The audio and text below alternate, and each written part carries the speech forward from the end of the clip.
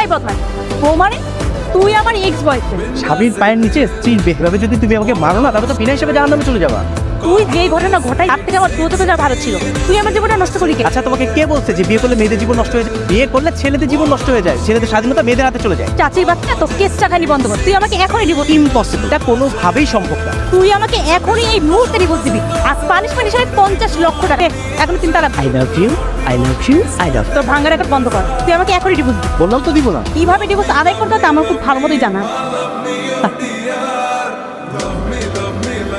আর একটু জোরে বল না, লাগতেছে না তো। আমি তোকে কেলাচ্ছি, আপনি হাসতেছিস কেন? আমার কাছে পিটুনি মনে হচ্ছে না, মনে হচ্ছে বানানি। এই জায়গাটা ব্যথা করতেছে, দেখি টিপে দিব না। কি করবি। ইট করতেছিস ভাই?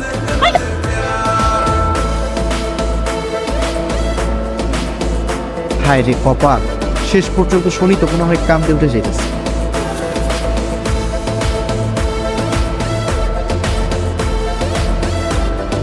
তো একটু লাইটারটা দিয়েন তো।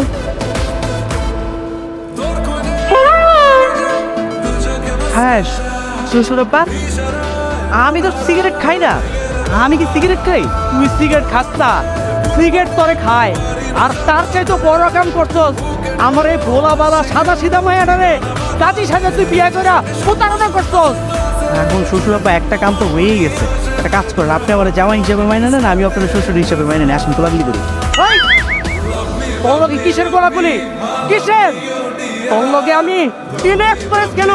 আপনি কাটার পর মতো লাঠি নিয়ে দাঁড়াইছেন কেন? তিন এক্সপ্রেস খেলবেন? কোনো সমস্যা নাই, আমি রাজি, আমি খেলতে পারি। রাজি আরাম দাদার বাচ্চা, তুই কই যাবি? চায়ের দিকে আমার লোক ফিটিং করা আছে, ও জায়গায় যায় বাঁচতে পারবি না।